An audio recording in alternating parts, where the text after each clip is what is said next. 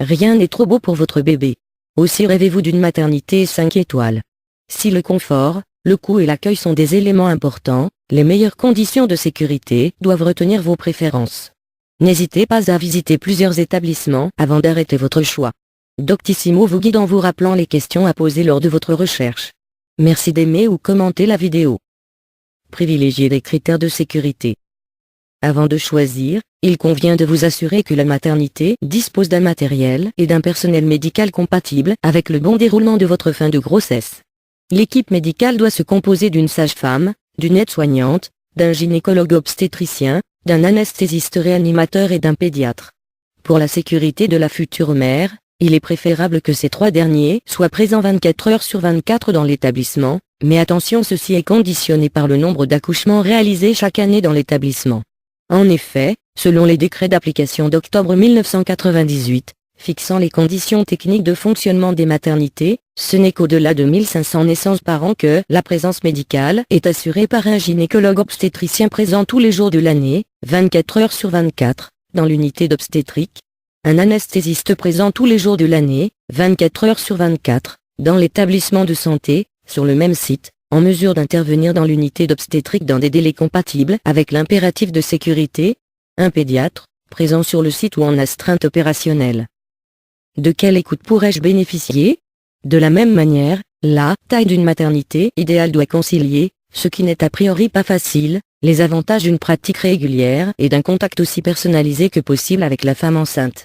Ainsi, en dessous de 700 accouchements par an, on peut soupçonner une pratique insuffisante. À l'inverse, au-delà de 2500 accouchements par an, il semble difficile pour le personnel médical de pouvoir être à l'écoute de chaque patiente.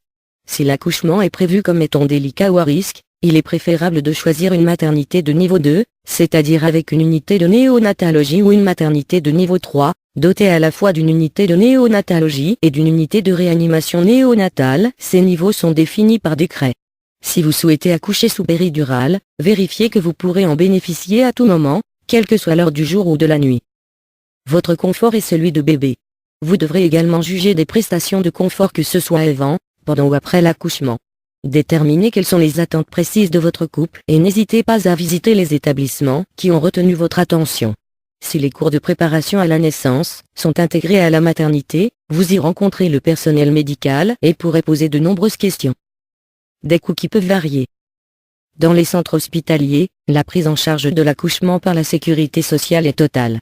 À l'inverse, les cliniques privées se divisent en 3 types d'établissements. Les cliniques conventionnées, cette convention est liée à des critères de qualité médicale, les frais d'accouchement, honoraires d'accouchement, péridurale et les frais de séjour, dans la limite de 12 jours sauf les frais pour confort personnel, chambre particulière, télévision, sont pris en charge à 100% et sont remboursés directement à l'établissement par votre caisse d'assurance maladie.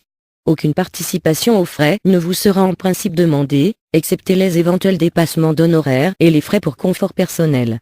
Ces derniers peuvent éventuellement être pris en charge par votre complémentaire santé, si le contrat que vous avez souscrit le prévoit. Pensez à vous renseigner auprès d'elle. À noter que le forfait hospitalier est intégralement pris en charge du premier jour du 6e mois de grossesse jusqu'au 12e jour après l'accouchement.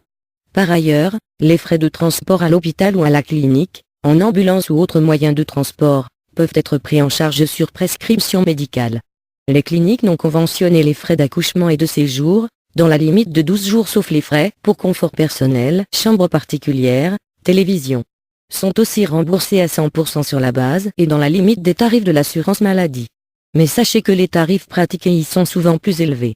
Résultat, les frais restant à votre charge, dépassement d'honoraires, frais pour confort personnel, peuvent donc être très élevés. De plus, vous devrez faire l'avance des frais. À vérifier. Pour savoir si la clinique que vous avez choisie est conventionnée ou non, contactez votre caisse d'assurance maladie. Renseignez-vous auprès de votre complémentaire santé sur la prise en charge des dépassements d'honoraires et des frais pour confort personnel, chambre particulière, télévision. Si vous n'avez pas de complémentaire santé, l'assurance maladie peut vous permettre de bénéficier de la couverture maladie universelle complémentaire, CMUC, ou de l'aide pour une complémentaire santé si vous remplissez certains critères. Pour le savoir, cliquez ici. Tous les accouchements en clinique privée ou à l'hôpital doivent donner lieu à un devis. Enfin, n'hésitez pas à jouer les curieuses et à faire le tour de vos amis pour leur demander conseil. Gardez à l'esprit qu'il est parfois difficile de pouvoir s'inscrire tardivement dans les maternités très prisées. Aussi, dès la 2e semaine de retard de vos règles, inscrivez-vous, quitte à vous décommander si vous changiez d'avis,